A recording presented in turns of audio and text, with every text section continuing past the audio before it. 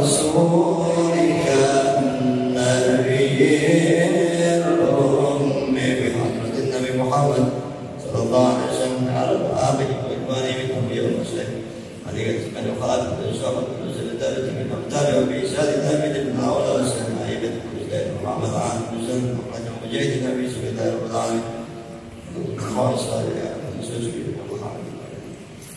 شيء الظالمين من زوج الكرد من المغفرة وحرمه وإذا نجد من في ذلك من بعد من سواء الظالم نبذ في دين وتجع آخر شيء وإذن الله الفاتحة أعوذ بالله من الشيطان الرجيم بسم الله الرحمن الرحيم الحمد لله رب العالمين الرحمن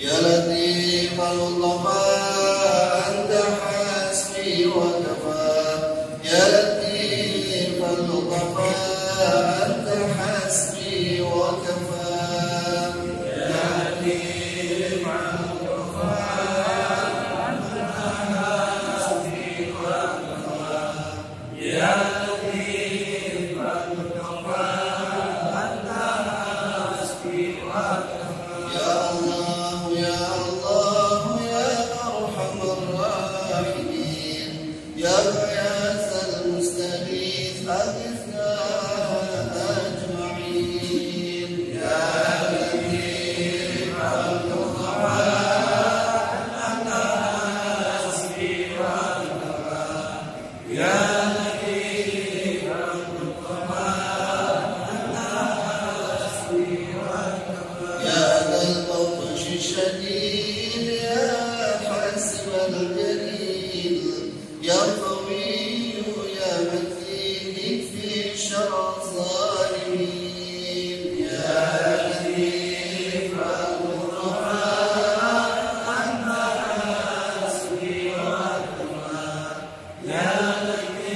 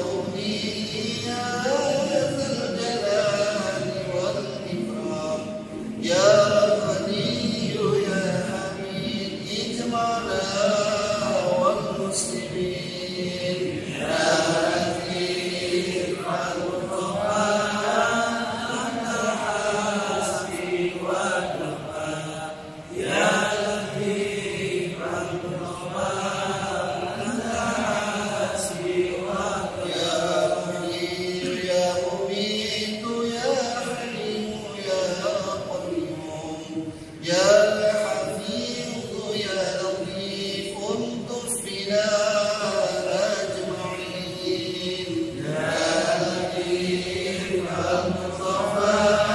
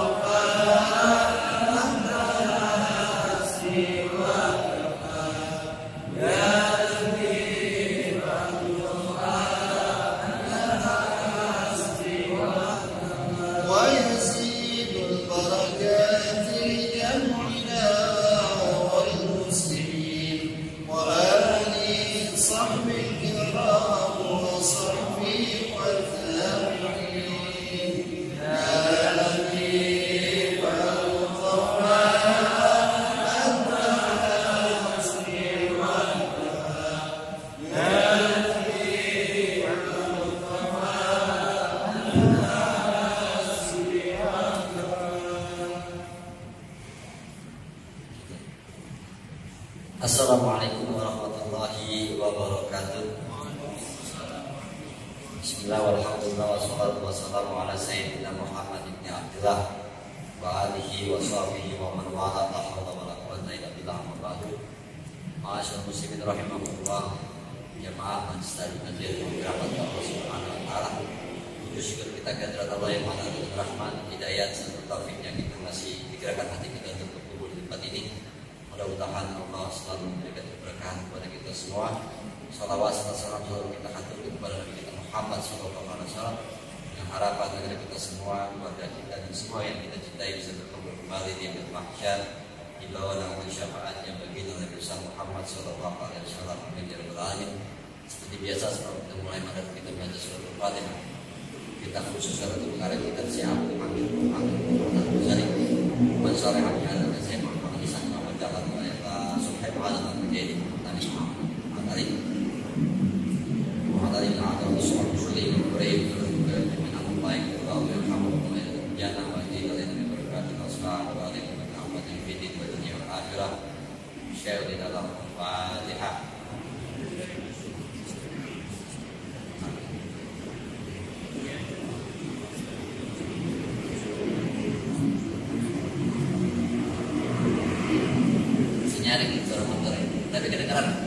kayak gini, dengan begini. Nah, dari bentuk begini, kalau begini lebih pusing, mendingan begini. Nah, lebih dekat malah kedengaran gitu. Iya, kedengaran gitu. Begini lah. Ya, segini kedengaran ya. Enggak mau, enggak. Halaman 135.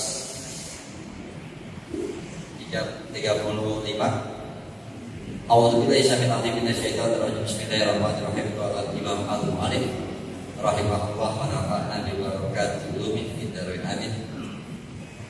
Wa dzalika aqsamun ay wa dzalika ayatul ilah ya ul bima dzakara aqsamun, dan dengan demikian yang namanya balak-balak ilah, balak-balak tentunya itu terbagi-bagi ya.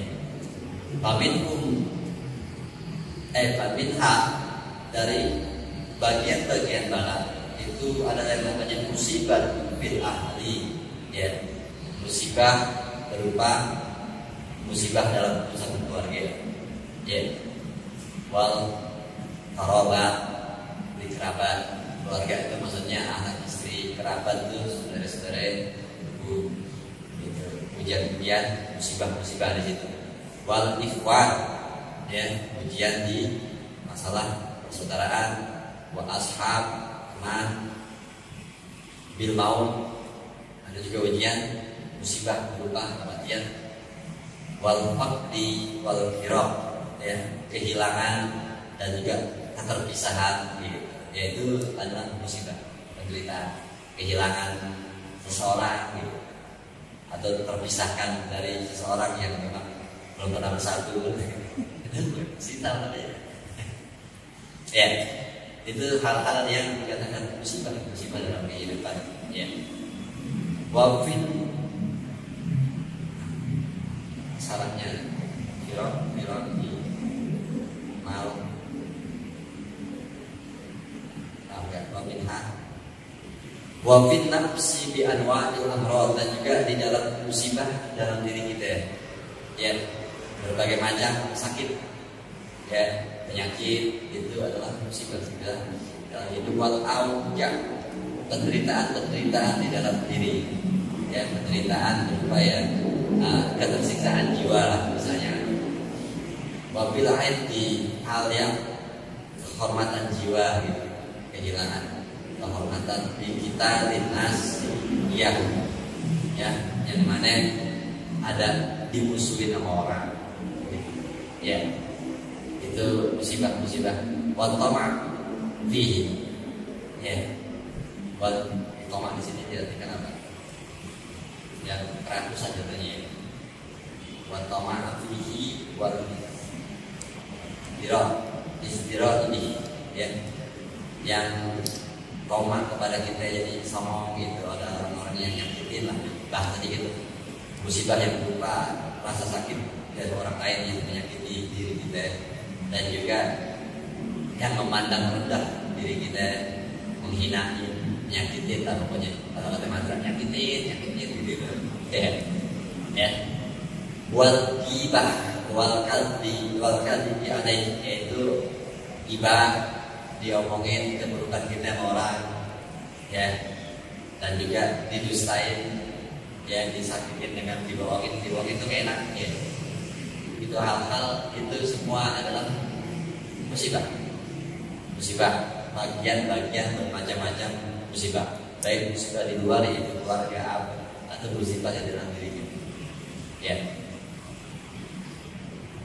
Wafil mal, dan juga ada di urusan harta, bizihabi ya, dengan harta kita hilang, pergi mana ya, harta kita pergi, wazawal musnah, harta musnah, mungkin kebakaran, hilang duitnya kebakar. Walikulli wahidin min hadhil masaib las ya, dan setiap dari semua musibah, salah satu dari semua yang ada dari disebut itu musibah yang jatuhnya pedih ya, kepedihan pohon ya, dan juga ya kering kerontan meradan, bahasa yang berbeda, bahasa yang pas ya, itu akan meradang buat kita.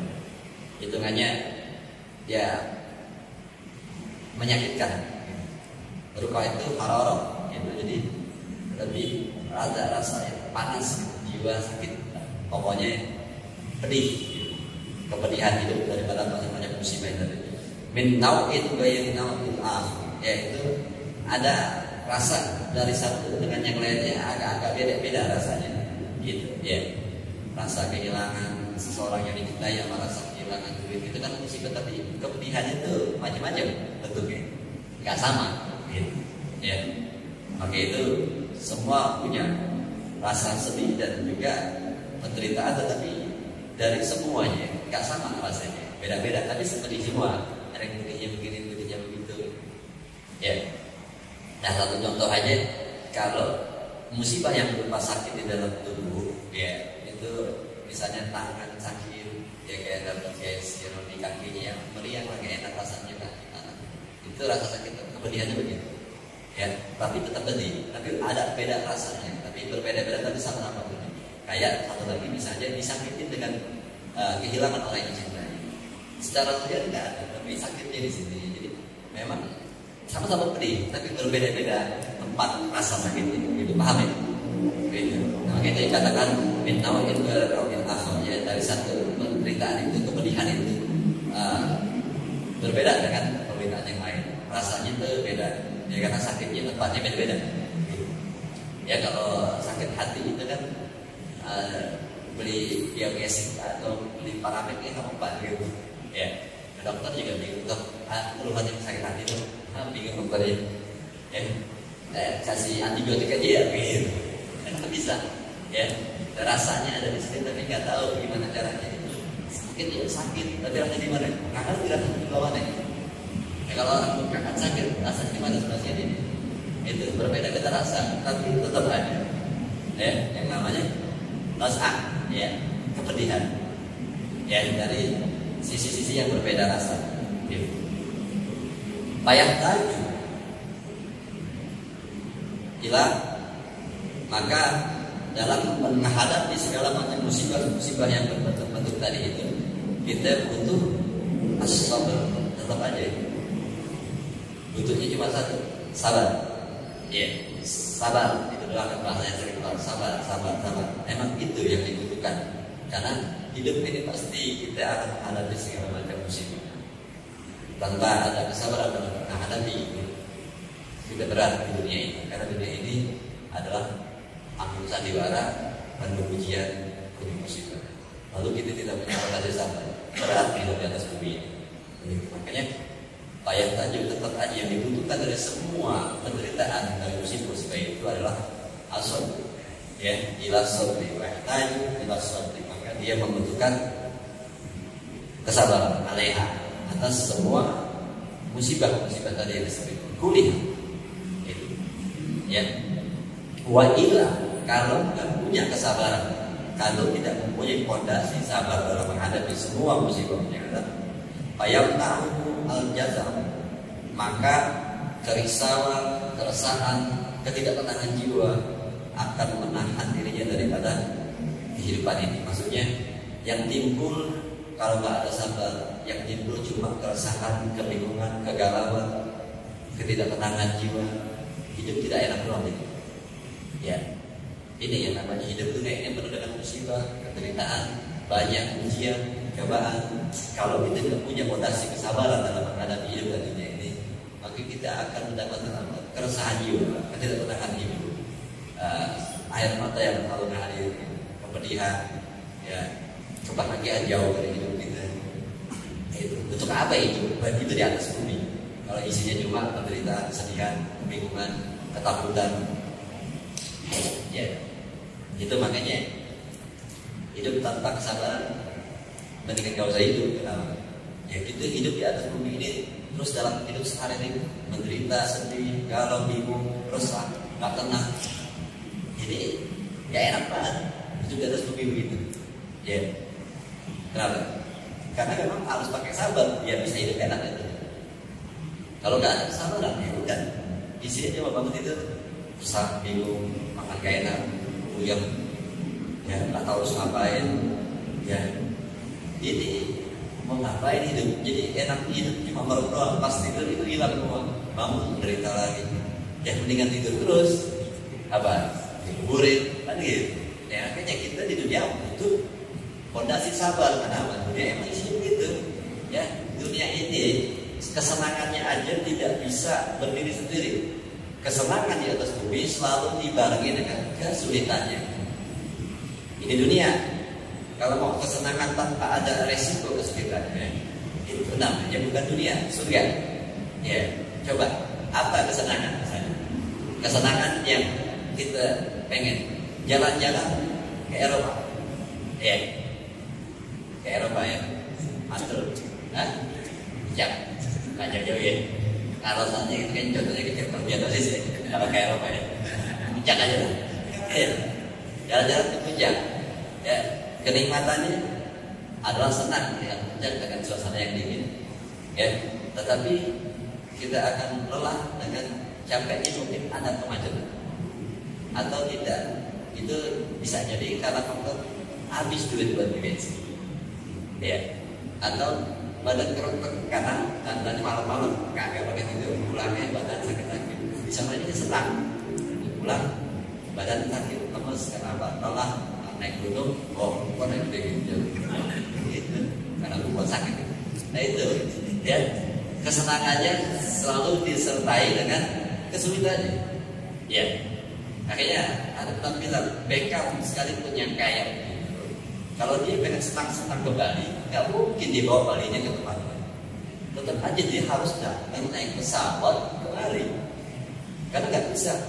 Ya, karena dia nggak mau susahnya, nggak mau capeknya, nggak mau pakai naik pesawat, ya berapa jam dari Inggris ke Indonesia kan gitu. Itu dia nggak mau kelelahannya itu. Gimana caranya? Saya mau ke Bali tapi Balinya ke sini, nggak bisa. Itu kesenangan dunia selalu pasti dibarengi dengan kesulitan. Nah ini dunia yang katakan fana begini. Dan kalau mau kesenangan tanpa ada penderitaan, tanpa kesulitannya, di surga doang. Gitu. Ya. Jalan-jalan, ya, yang namanya jalan-jalan dari pagi jam 7. Kan di situ ada orang-orang pakai bis tuh, pulang-pulang 10 malam gitu ya. Ya, jalan jauh, naik mobil 4 jam, ke sana 2 jam, pulang lagi, pulang 2 jam ke sana, pulang lagi, gitu. Dan akhirnya yang bikin pusing kalau punya keluarga, pulang-pulang rumahnya udah jelek semua, bini sebel, pakai motor banyak, gitu. Terus itu jadi. Ini kesenangan dunia ini bahkan kesenangannya lebih sedikit daripada beratnya di dunia. Ya, jalan-jalannya itu sebenarnya berapa saat? Mungkin pagi-paginya semangat, apalagi bocah jam 7 itu udah semangat banget makan berdua, mau udah dua jadi pak, gitu mau jalan-jalan, pakai baju baru cakep gitu. Ya emak juga besok bermasak dari jam 5, jalan-jalan. Habis itu naik mobil masih senang loh. Mungkin udah mulai sejam setengah dulu mulai bete, lagi 2 jam akhirnya tak ada yang muntah. Ini padahal masalah senang, ya. Bayangin penderitaannya udah banyak. Habis itu sampai sana udah agak terus, tetapi akhirnya kalau pesan dari naik mobil 4 jam itu diobati dengan melihat tempat baru, akhirnya turun mobil juga, gitu. Senang, ya, main-main di Pasir Putih misalnya, ya pokoknya tempat-tempat hiburan lah. Hanya tak mungkin kan pasir sama apa di Jakarta banyak pasir gitu. Nah, terus udah gitu jalan-jalan baru buat main air di apa namanya di laut. Nah, ayo ya Johor main dulu tuh Islam sampai ya kesembahyang itu mungkin di hati kan gitu. Senangnya baru sampai jam 10 baru sampai jam 12 sudah sembahyang. Padahal lagi jadi pasang-pasang ada ganti baju dulu, ya kan? Terus ganti baju, mandi-mandiin dulu berarti sih, bayar Johor, dan juga makan dikit, pakai lagi tadi baju yang basah, berenang lagi gitu, ya. Terus datang pada asar, bayar asar habis bayar asar terus pulang, ayo kita, istri udah nungguin, berapa jam doang? Kalau kesenangannya ada jeda bayangin segala di dunia. Dalam kesenangannya aja ada jeda buat sembahyang. Ya, habis itu pulang, ya, yang namanya pulang jalan-jalan, itu udah gak bahagia waktu berangkat. Di mobil udah bete banget, itu aja kalau bisa tidur atau sampai, kan begitu pikirannya. Ya, tak tahu sampai melihat gelap. Oh, ternyata Jakarta udah gelap karena jam 10. Itu turun dah dari Google Earth. Kelihatan kayak khusus semua. Turun mobil, gitu, pakai motor udah banyak. Jadi dia pikirannya, aduh, bikin banyak dan itu. Ya, bisa jadi di malam pas sampai rumah marah-marah, gitu, gara-gara kecapean. Bini kita marah-marah, kita jadi pusing, juga duit habis, kan gitu. Ya, besok kerja. Ya, ini dunia kesenangan. Kalau kesabaran berat, kesenangannya aja selalu disertai dengan kesulitan. Bahkan banyak terlihat kesenangan dengan kesulitan yang lebih banyak kesulitan. Iya. Makanya saya kalau orang yang kadang-kadang termasuk keturunan yang kurang dengan jalan-jalan, ya kalau saya gitu, kakek saya begitu. Makanya kalau anak-anak saya kalau jalan-jalan sana, kalau saya enggak pernah begitu. Kalau mau jalan-jalan segala aja enak kalau jaga begitu. Kalau saya prinsip begitu. Kalau di dunia 70% nggak enak, enaknya 30% doang. Itu udah prinsip saya. Ya, jadi kalau mau jalan-jalan kalau ayah sudah pernah jadi ya begini doang. Ya, yang paling beda itu pulang sekian motor, sedikit dompet tipis, habis banyak gitu. Ya, itu jadinya kesedihan, penderitaan, kesulitan hidup di dunia itu udah bagian dari dunia. Makanya kita dibutuh kesabaran. Soalnya apa? Itu bukti dalam kesenangan aja masih dibutuhkan kesabaran. Ya, sabar dengan capeknya kita naik mobil, bawa mobil agak jauh. Itu mau dalam mencari kesenangannya aja butuh kesabaran. Bayangin di dunia, ya bawa mobil gitu, dengan tempat pelan-pelan mungkin angkat lagi, tabok-tabok pipi biar nggak ngantuk gitu. Itu sabar untuk sampai ke tempat senang-senang aja butuh kesabaran. Bagaimana kalau ini udah penderitaan yang lebih butuh kesabaran? Makanya dunia ini tanpa ada kesabaran dalam hidupnya berbalik. Ya, hidup cuma resah, bingung, galau, ketakutan. Ya, nggak tenang. Orang-orang ketawa, diem aja. Gitu. Tak artinya hidup ini. Gitu. Buat apa hidup belum gitu?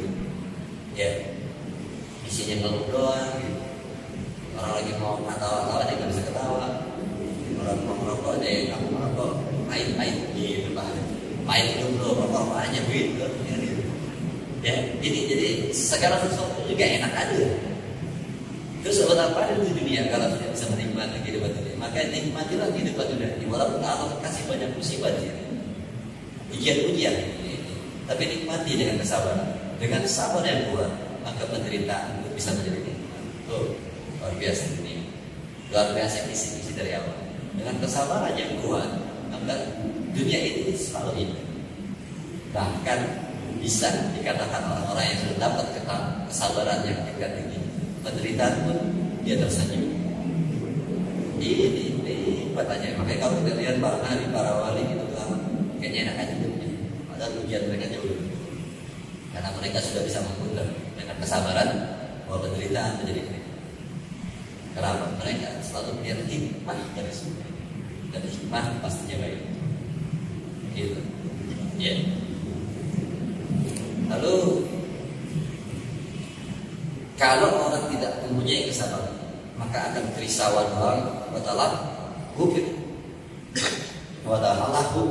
sedih banget, ya kesedihan dan kerugian. Kenapa? Kalau yang punya kesabaran dalam menghadapi hidup dunia ini, akan adanya kesedihan yang banget dan juga jadi dikatakan atau kerugian. Kenapa? Bila taparu di ibadah, karena dia akan kehilangan waktu untuk ibadah kepada Allah. Ya, orang kalau nggak punya kesabaran dalam menghadapi hidup di dunia ini, pastinya akan resah, bingung, bahkan ibadah pun tidak bisa. Ya, kenapa? Allah hampir rakaat juga bingung di rakaat berapa sih itu? Akhirnya bingung sampai supaya apa nih dia? Kenapa? Saking resah, saking bingung ya masalah ini. Sampai ibadah pun dia kehilangan mood, kehilangan fondasi. Bahkan salat itu kan ibadah itu butuh kesabaran. dalam menghadapi hidup aja dia sudah tidak sanggup untuk bersabar. Bagaimana untuk ibadah kepada Allah? Karena ibadah kepada Allah itu sabar, ketenangan jiwa, kelapangan hati.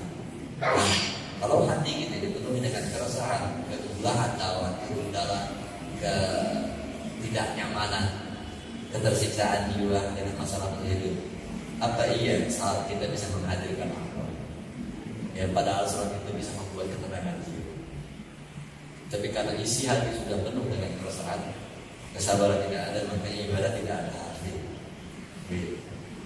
Ya, padahal saat orang mendapat pujian-pujian dari Allah, dia harusnya sabar untuk ibadah. Ya, Allah kan sering bilang bis-sabri was-shalah, ya, dengan kesabaran dan sabar. Ini paket. Karena orang sulit mendapatkan sholat kepada Allah dengan baik tanpa ada kesabaran. Memang kalau yang lain. Lalu ada bisik. Yang keempat ini ngomongin apa ya? Atau yang keempat? Ya, ingat tidak yang kemarin yang keempat katanya. Harus saya flashback lagi ya. 1, 2, 3, 4. Ini yang keempat.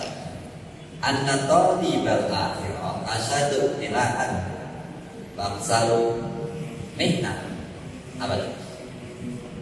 Bahwa sesungguhnya kenapa kita disuruh sabar? Ini bahasanya ini sebenarnya awal ceritanya. Kenapa kita disuruh sabar menghadapi hidup ini? Kenapa kita disuruh sabar untuk mendekatkan diri kepada Allah di atas bumi ini? Karena 1, 2, 3, 4. Nah, yang keempat. Kenapa kita disuruh sabar untuk mentauhidkan Allah?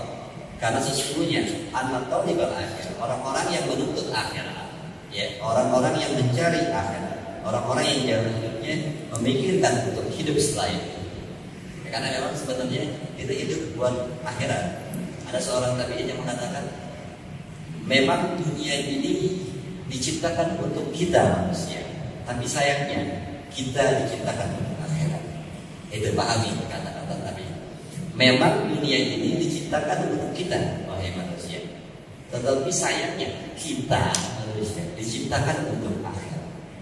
Maksudnya jadikanlah dunia ini jembatan menuju tempat kita yang sekali akhirat. Sebenarnya tujuan manusia adalah akhirat. Memang dunia ini diciptakan buat kita, tapi masalahnya kita ini diciptakan buat akhirat. Itu makanya di sini warna tolibal akhirat. Ada sesungguhnya orang-orang yang mencari menuntut akhirat, yang hidupnya memang buat kehidupan setelah ini. Asyadul ibtilah, pasti ujian ini lebih berat, paling berat. Nah ini makanya ujian terberat adalah para wali, ya para nabi baru bisa para wali, karena mereka lah orang-orang yang hidupnya buat akhirat. Ternyata orang yang hidupnya buat akhirat jauh lebih berat ujian. Ya, silakan ada yang mau jadi ulama, jangan ulama jadi enak doang. Ini ternyata resikonya adalah berat. Ya, itu yang harus dipikirin, karena orang lihatnya kesenangan dunianya doang, dipuji, dihormati, dimuliakan. Tapi sebenarnya pada hakikat sebenarnya barganya adalah Allah akan dipuji. Ya, ini kalau orang yang memang hidupnya untuk akhirat, yang di dunia itu saat dia jadi manusia atau jadi ulama pun itu dia cuma mengatakan anda hidupku cuma ingin berbuat baik kepada manusia. Itu orang yang tujuannya akhirat. Saya kayak begitu, asyadu ibtilah, dianya jauh lebih berat. Ya. Asyadu ibtilah apa tadi? Asyadu ibtilah aksaru minatan abadan. Dan pastinya paling banyak cobaannya selalu ujian dan cobaannya selalu paling banyak bagi orang-orang yang hidupnya adalah mengabdi di atas bumi dan hidupnya cuma mikirin ada hidup setelah ini. Hidupnya dia cuma mengabdi, ingin berbuat baik. Setelah Israel lahir, saatnya dia pulang. Jadi dunia ini cuma kerja, Kita orang kayak gini, biasanya ujiannya jauh gitu kan, dan lebih banyak. Coba, selalu ujian, selalu dicoba. Ini. Ya, man kana ilallahi aqrabu al-masaib di dunia aksaru.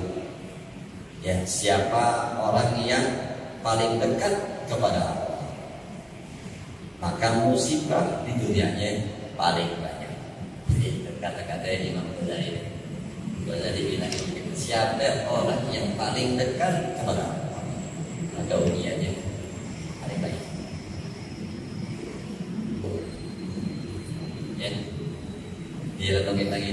Wal bala'u alaihi asyaddu, dan bala yang Allah kasih, ujian yang Allah kasih kepada orang yang seperti orang yang dekat sama Allah lebih keras.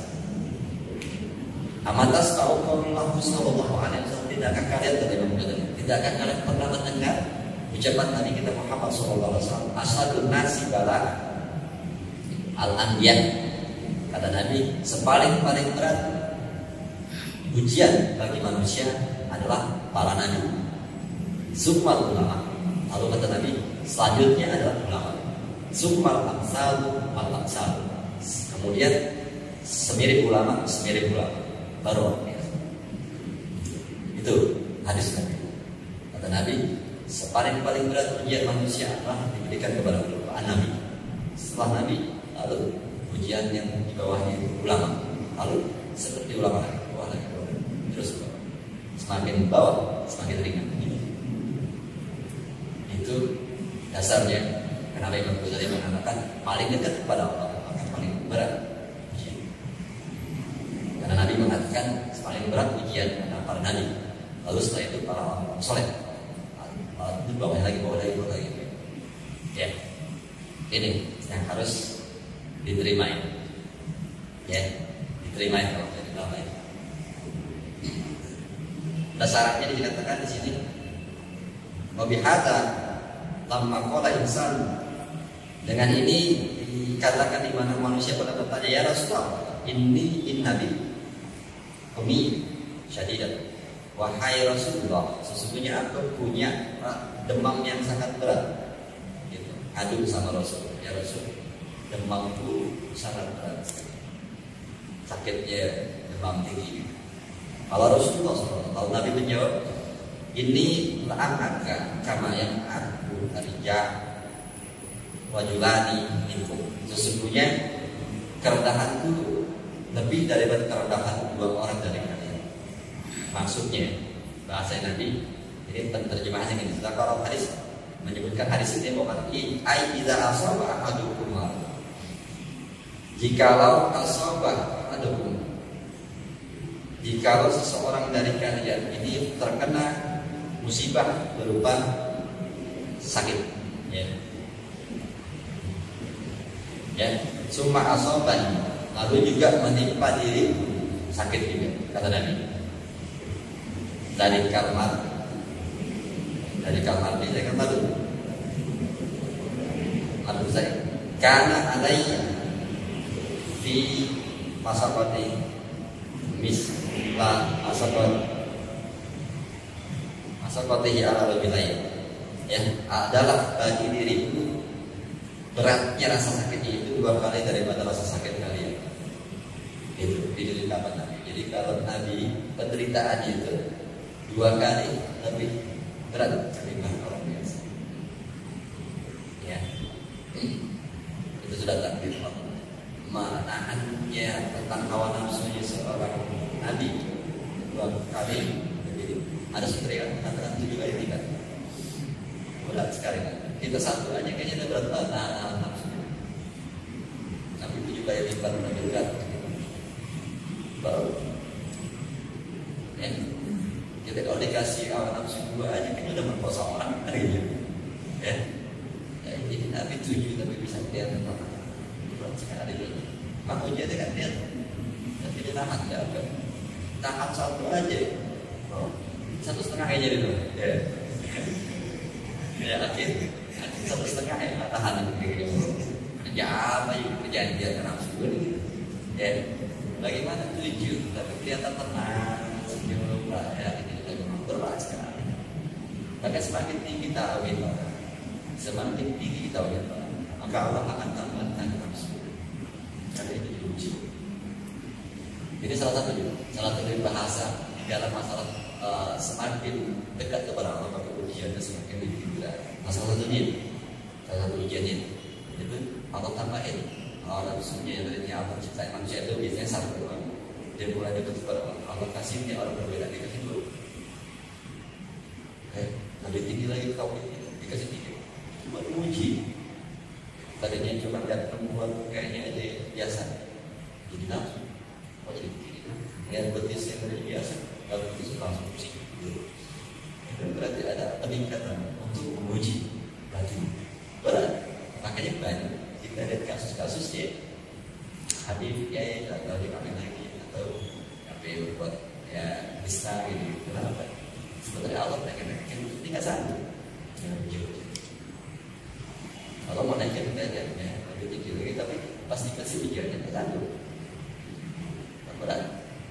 Ya, makanya ya ukur diri. Gitu. Kalau kayaknya saya pengen naik tingkatan dulu atau lihat dulu, ya barang-barangnya udah cukup belum? Ilmu, pemahaman, ketawidan, ya ilmu tawadhu udah dapat belum? Kalau belum, jangan naik dulu, bahaya, nggak ada. Ukur diri, kayaknya tauhidnya atau kayaknya tawadhunya udah dapat, coba naik, bisanya lulus biasanya. Karena pas naik ke angka kedua dikasih ujian yang tambah. Tapi kalau kita ternyata nggak siap, ya dengan literatur atau fondasi atau waruan belum dapat, mungkin ngaji ujian kesempurnaan keadaannya tidak pernah. Apalagi ujian tentang perempuan pernah. Gitu. Makanya siap-siap, jangan pengen punya derajat tinggi tapi belum siap, bahaya. Ya, gitu. Takutnya jatuh, kalau jatuh sakit, ikut berani-berani aja, padahal nggak pakai sabuk, pakai apa gitu. Begitu badannya gede banget. Kalau kita jangan tahu diri ya, kalau badan segede Pak Re jangan naik putih gini-gini. Kalau jatuh orang kita yang pusing, apa gitu, dia kasihan. Makanya ukur, kalau kayaknya di situ nggak ada, jangan banyak badan. Iya, atau sombong gitu. Ya, ukur diri kita saat kita belum sanggup untuk melawan hawa nafsu kebanggaan ini. Jangan banyak-banyak kelihatan. Juga ada khawatirnya malah sombongnya. Ya, hal-hal itu maksudnya semakin tinggi kenapa kita semakin tinggi kedekatan kepada Allah, semakin dekat kepada Allah, menjadi semakin berat. Nah itu tadi sampai di sini salah satunya ini ada sesuatu yang ditambah. Ya, update sebenarnya. Ya, lagi kalau udah perayanya cukup ya Allah saya sampai sini aja gitu aja, ya kan? Kalau ada yang lagi justru kayaknya deh tahu diri. Banyak kisah-kisah gimana kita pulang-pulang yang akhirnya jatuh, ya kan? Kasus. Itu sebenarnya harusnya dipikir udah sampai sini aja. Tapi karena iming-imingnya terlalu besar, akhirnya terus aja. Gagal kan? Karena godaan dunia itu luar biasa. Apa namanya penghormatan, kemuliaan, materi naik makin naik, itu makin gede penghormatannya, ya materinya. Gitu. Akhirnya dia lupa dia mau berdiri terus apa benar ada. Gitu. Ya, kalau udah jatuh kan udah susah lagi naiknya. Angkat diri. Itu jadi apa yang paling penting dalam hidup kita ini adalah ilmu dulu, banyakin baru jalan. Ya, jadi maksudnya kalau mau ke gunung, ya bawa ransel isiin yang banyak, batu bata kayak, isi banyak, baru berangkat. Gitu. Jangan naik-naik aja, atau dia hidup banyak kagak, bingung kan? Gitu. Ya jangan terpesona dengan enaknya jadi pemimpin, gitu lagi. Ya, makanya harapannya orang-orang gila-gila menjadi ustaz macam gitu, ceramah, enak soalnya ya, nggak sendiri deh. Atau berita ada yang lebih murah, ya, karena urusannya dunia akhirat. Lalu tadi Nabi mengatakan rasa sakitnya 2 kali lipat Nabi dibanding orang biasa. Tetapi kok kayak orang yang sakitnya cuma satu rasanya, ngeluh mengenai. Padahal nanti dua kali, tapi kan ngeluh. Tuh kesabarannya para orang-orang yang sudah bertauhid lebih tinggi kesabarannya. Makanya padahal ujian mereka lebih berat. Tapi kenapa lebih gak ngeluh? Itu karena fondasi sabarnya lebih tinggi. Gitu. Ya, kalau mau sama Allah aja sebenarnya. Kalau sama orang curhat, ya, nah cari solusi. Bukan dulu pusing cuma pakai ngomong doang, ya, serah kalau agak ada itu namanya dulu, ya. Kalau mau ngomong sama orang juga cari solusi, cari penyelesaiannya gimana. Kalau cuma cerita doang, ya, kalau mau cerita orang dulu memang Allah aja. Kalau kan jawab kesusahan. Tadi jawab Allah. Kalau kita terus ya Allah saya gimana ya Allah. Tanya aja terus, ya. Orang aja kalau ditanya Allah kan juga orang jawab Allah dan ya Allah. Ya kita kan kurang serius nanya sama Allah tentang masalah hidup kita, padahal kita punya hidup bermasalah semua.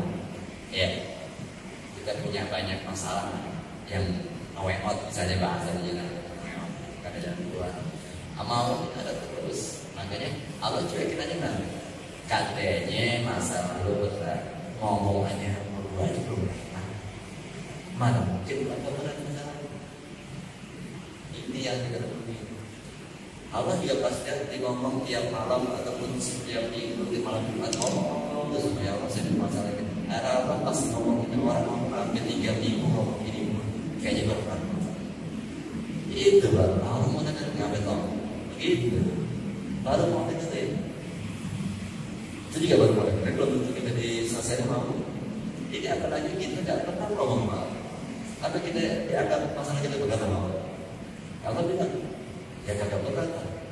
Kalau ya Allah berat ini kok digerakkan. Memang kita mau ngomong kata Allah gitu. Ini, ya kalau berat ngomong berat. Ini kita harus ya. Ya kan ada juga kalau di dunia ini kan juga ada orang tua gitu anaknya punya masalah berat tuh kata orang-orang orangnya kagak orang punya masalah anak pun jangan dikapal ngomong tuh orang tua tahu aja gak ada masalah kata dia nggak pernah ngomong. Akhirnya kalau ternyata berat bapaknya kan mau itu kalau berat gitu kan nggak mau bisa jadi malah diomelin ya kan. Ini mana mantap begitu kok belum pernah punya masalah kayak kita nggak punya masalah.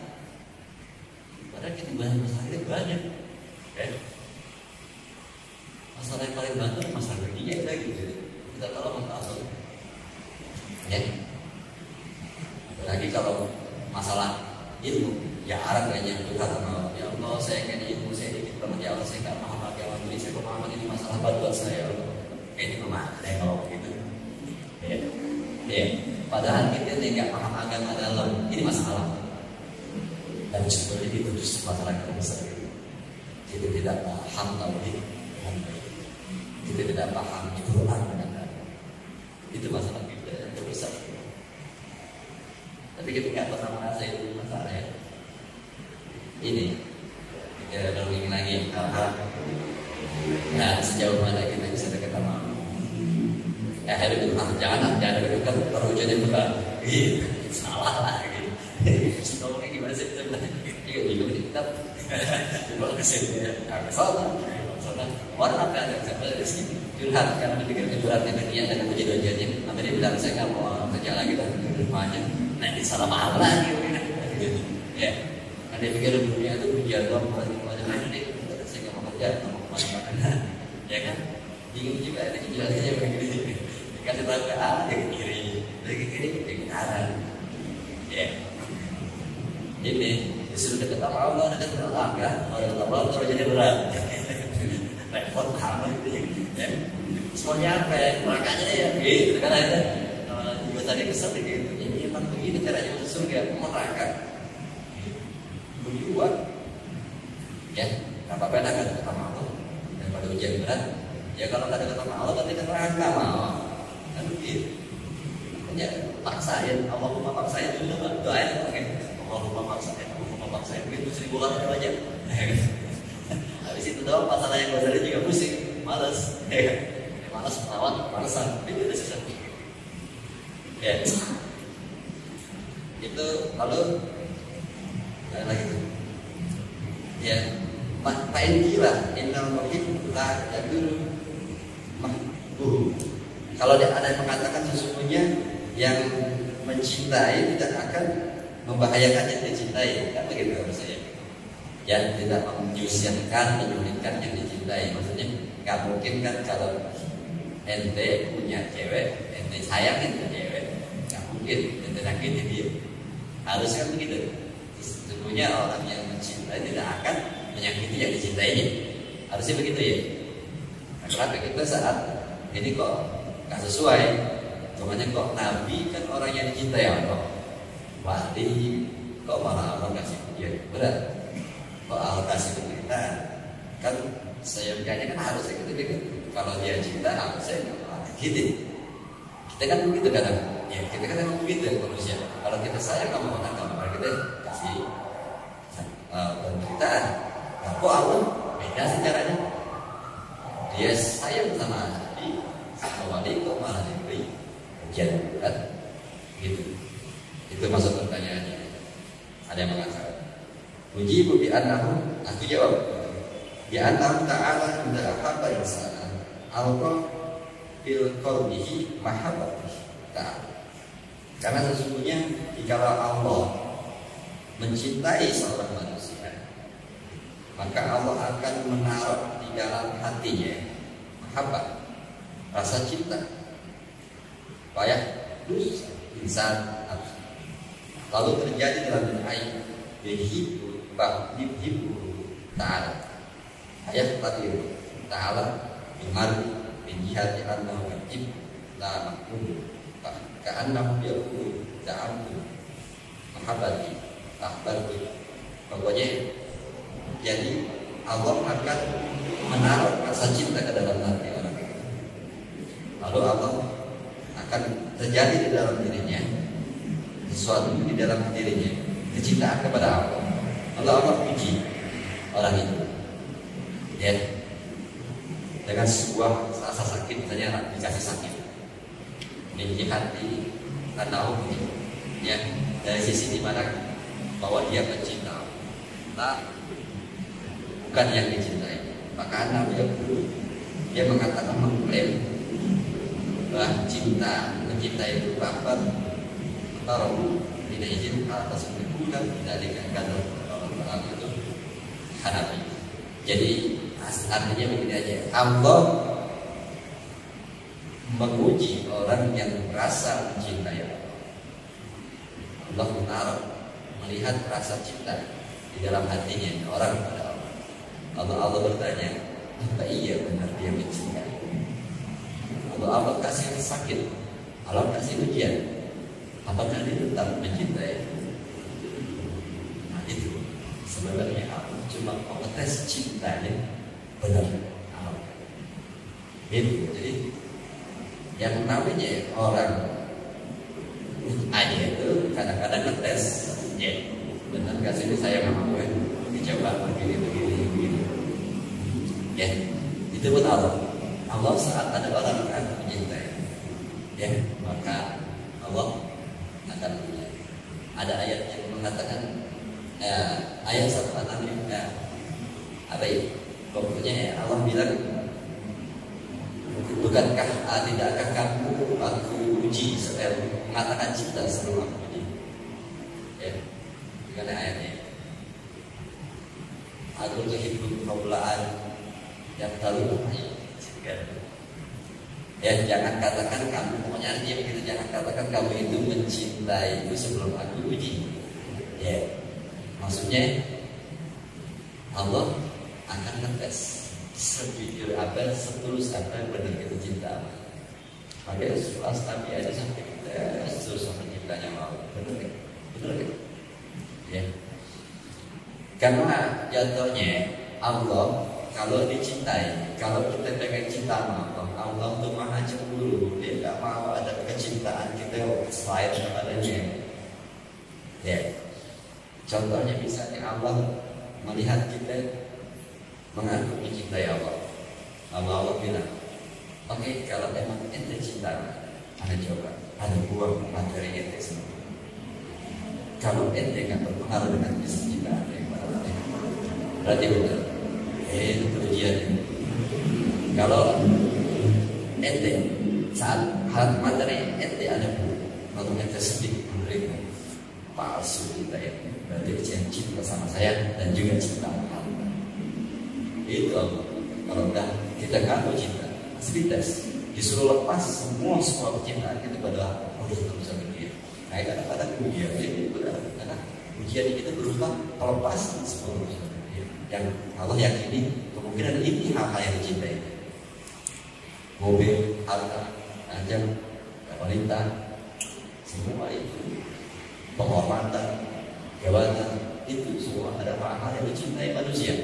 Lalu dia ngaku, ya Allah, aku mencintaimu. Oke, semuanya digeser, benar kan? Ternyata semua digeser, tetap Allah baru dia. Tapi itu dikatakan orang yang makin dekat. Nanti berat ujiannya kenapa? Ini perempuan dan sesuatu yang dicintai dia betul. Perhatian, ya, tadi itulah cinta berapa itu luar biasa. Ya, maka itu siapa yang dekat kepada Allah maka akan diuji lebih berat. Kenapa? Diuji kecintaannya. Ya, dengan dibuang segala sesuatu yang kemungkinan itu dicintai untuk membuktikan apakah benar ada yang dicintai. Ya, paling banter adalah saya paling ujung ini yang dikatakan orang yang dikatakan tulus mencintai Allah. Ya, tulus menjadi orang-orang yang suci, di mana dia bisa melepas raganya sekali mati. Ya, jangan katakan beriman sebelum kalian berani kita mati. Jangan dikatakan orang suci, jangan mengaku orang suci sebelum kalian kita mati. Itu dia Pak. Kalau orang yang sudah suci, sudah pencinta Allah, diambil penjawaban, tidak masalah. Ya, apalagi sekedar urusan dunia, itu ujian-ujiannya cukup membuat tingkatan kita memang lebih tinggi, semakin tinggi begitu. Tapi ujinya hal-hal yang sampai berat. Ya kita mungkin ya nggak berharap seperti Nabi, tapi memang Nabi anaknya tarik dealer kayak gitu. Maksudnya ya apa begitu ya. Cuma melihat cinta apa kamu kepadaku, kepada anakku. Ya kita sih jangan ya, kita memateri aja nih kayaknya udah gak tanggung. Ya, kecintaan kita kepada Allah tes. Oke, saya bikin miskin. Oh ya. Jadi ketikanya baru 10% hanya bermakna cinta kita sama Allah ya. Di marketnya udah kata Allah, ini lo kaya baruin akan menciptakan Allah. Berubah ke yang miskin. Tapi akan berubah ke itu, buang ke cinta. Kayak Allah, bayangan berarti. Ya, baru urusan dia. Belum semua potong anak gitu. Jangan Ibrahim. Biasa, ujian cinta aja. Nggak ada ya. Langsung potong apa itu potong dia. Buat korban. Ya itu pengujian diri tentang ini omongan dari semua yang tadi dibahas bahwa semakin tinggi kedekatan kita kepada Allah, semakin kita bertahu itu bukti bahwa kita berusaha semakin cinta kepada Allah. Nah saat orang semakin cinta kepada Allah, Allah akan tes sejauh mana dia hanya memegang Allah. Yang ini pasti dilepas sama Allah, biar benar-benar memegang Allah. Karena kita masih mungkin diuji kalau kata Allah, ya Allah, aku ingin mencintaimu, ini megang Allah. Tapi di sini lagi pegang harta, aku sangat mencintaimu, kata Allah. Bohong, beneran. Coba lepas, bener nggak? Lo pegang dulu. Dites kita. Ini Allah coba, Allah sebelum lepas nih materi, coba, tetap nggak megang Allah? Ya, jangan-jangan pas materi dilepas sama Allah kecewa, jadi gini nyaman itu gitu. Kan, bunyi kan. Kalau Allah bilang kalau mau cinta hamba, kita pegang mata, dilepas. Kata Allah, dia pegang gue, dia pegang harta. Kalau itu lepas ini, tetap pegang ini kan? Pada yang Allah, saya lepas Allah aja lah. Gitu. Ya, kita kayaknya masih tapi itu kita target lagi. Ya, terbukti bahwa semakin dekat dengan Allah, semakin cinta, maka Allah akan terus akan menjadi ujian yang cukup berat, lebih keras dan lebih berat. Ya, ini tetap fondasinya untuk kesabaran. Ya, makanya kita perbaiki dulu kesabarannya dan sedikit banyak ujian-ujian yang terjadi selama kita ngaji. Ya, itu sebenarnya proses. Apa namanya? Itu ya, karena lagi dalam proses ya, dari yang tahun 2006 sampai sekarang banyak kisah-kisah ya, sini yang begini alhamdulillah kita bisa bertahan. Ini seenggaknya yang sudah terlihat ada rasa cinta kita kepada Allah. Kalau kita ulang lagi proses, dibentuk terus kesabarannya ya, masih konsisten sampai hari ini. Setelah kita terus konsisten sampai ke tingkatan yang Allah inginkan. Ya, sampai sini aja bisa bermanfaat ya. Ada bermanfaat buat Nabi Syurga Al-Fatihah.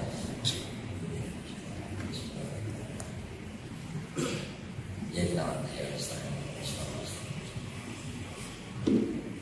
Fadhil alhamdulillah rahmatullah wa alamtana wa alimna ma yanfa'una bi zidna ilma wa zidna fahman wa atika wasi'a ya rahmatullah Muhammadin alhamdulillahirabbil alamin. Wassalamualaikum warahmatullahi wabarakatuh.